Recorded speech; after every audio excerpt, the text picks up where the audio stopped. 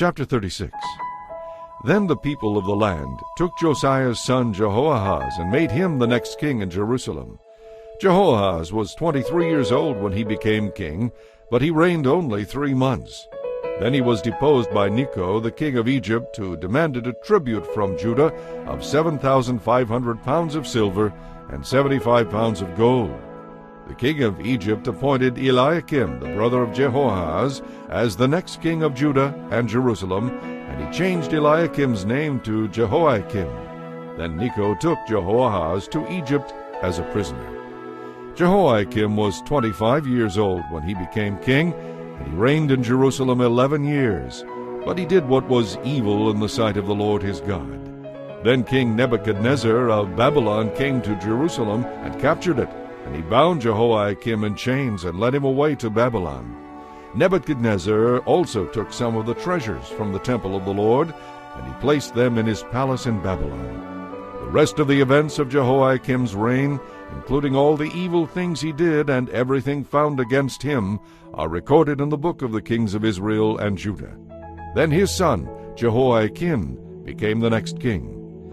Jehoiakim was 18 years old when he became king, but he reigned in Jerusalem only 3 months and 10 days.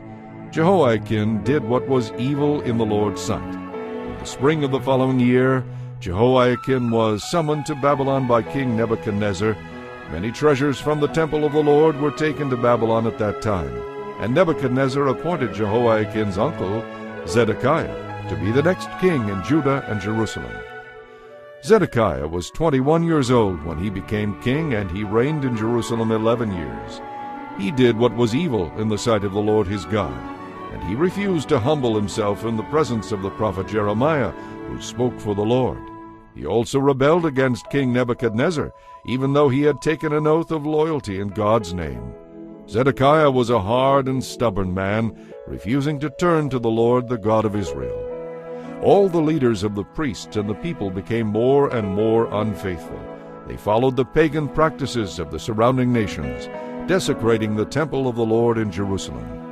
The Lord, the God of their ancestors, repeatedly sent his prophets to warn them, for he had compassion on his people and his temple. But the people mocked these messengers of God and despised their words. They scoffed at the prophets until the Lord's anger could no longer be restrained, and there was no remedy. So the Lord brought the king of Babylon against them.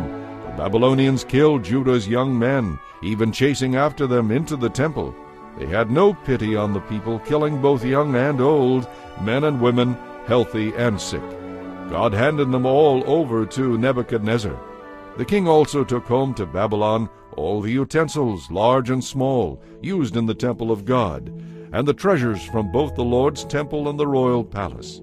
He also took with him all the royal princes. Then his army set fire to the temple of God, broke down the walls of Jerusalem, burned all the palaces, and completely destroyed everything of value. The few who survived were taken away to Babylon, and they became servants to the king and his sons until the kingdom of Persia came to power. So the message of the Lord spoken through Jeremiah was fulfilled. The land finally enjoyed its Sabbath rest, lying desolate for 70 years, just as the prophet had said. In the first year of King Cyrus of Persia, the Lord fulfilled Jeremiah's prophecy by stirring the heart of Cyrus to put this proclamation into writing and to send it throughout his kingdom. This is what King Cyrus of Persia says. The Lord, the God of heaven, has given me all the kingdoms of the earth.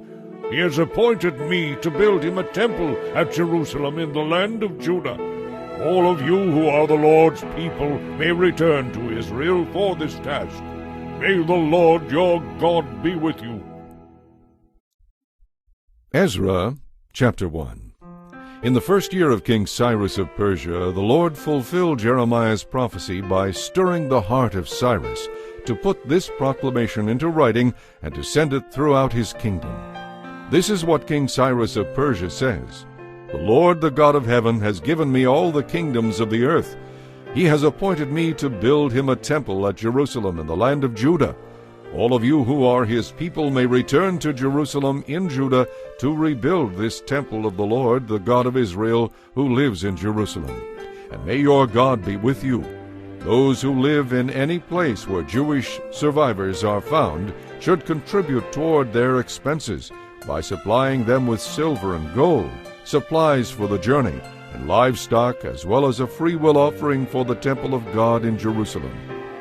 Then God stirred the hearts of the priests and Levites and the leaders of the tribes of Judah and Benjamin to return to Jerusalem to rebuild the temple of the Lord.